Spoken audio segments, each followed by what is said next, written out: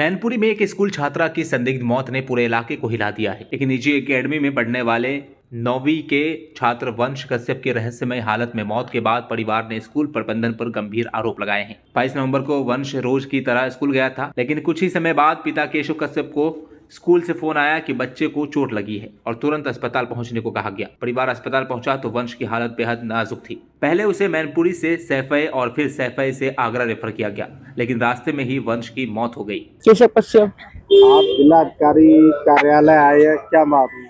जी sir, मैं यही आया हूँ। पुलिस इस केस में कोई सुनवाई नहीं कर रही है और कोई ढंग के काम नहीं कर रही है। अभी आप जिलाधिकारी जी से मिले हैं, क्या आश्वासन दिया? यही कह रहे हैं कि और भी टीम बुलाएंगे, जांच और बारीकी से कराएंगे, यही कह रहे हैं वो लोग। अगर आपको न्याय नहीं मिलता तो आप क्या करें? अगर न्याय नहीं मिलता है तो हम धरना बैठेंगे, वो हड़ताल में बैठेंगे। सर, हमने बोला है कि हमें सीसीटीवी में फुटेज में हमारा बच्चा गिरता हुआ दिखा दीजिए।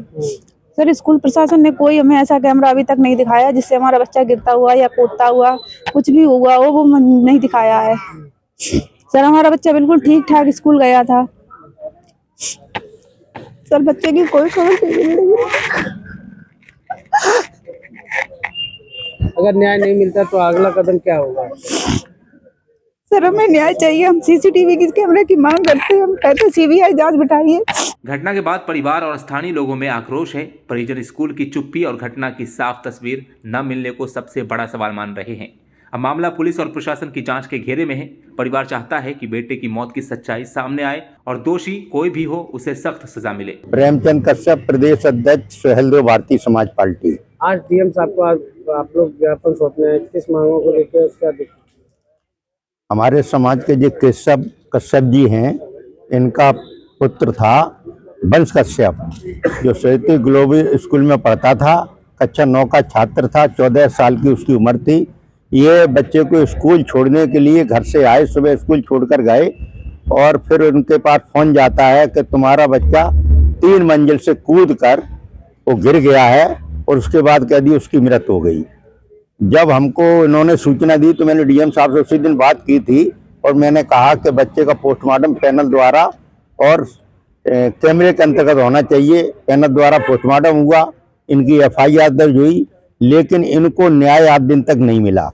आज मैं कई दिनों के बाद मैं प्रदेश का भ्रमण करके जब मैं लौटा कई जनपदों का, तो कल मुझे जब शाम को पता लगी तो मैंने जब बात इनसे की तो कई तथ्य सामने आए।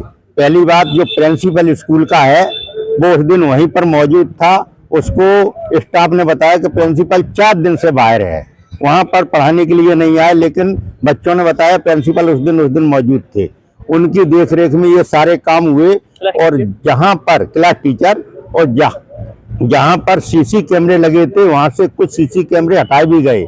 बच्चे को गिरता हुआ नहीं दिखाया जा रहा है, बाकी के बच्चा स्कूल में बैठा, स्कूल में जाते हुए सीसी कैमरे में आ रहा है। लेकिन हम प्रशासन से यही गुजारिश करते हैं, सरकार से गुजारिश कर रहा हूं कि वो फोटो चाहिए हमको जो बच्चा ऊपर से गिरा है, और अगर हमको वो फोटो नहीं मिल रहा है, अगर जांच यहाँ पर सही नहीं हो रही, जांच को दबाया जा रहा है, इनको अन्याय मिलेगा तो कश्यप समाज अब चुप नहीं बैठेगा और प्रदेश का सबसे बड़ा आंदोलन 8 दिन के अंदर करने जा रहा है। प्रदेश का सबसे बड़ा आंदोलन होगा। Bureau report, dynamite news, Mainpuri.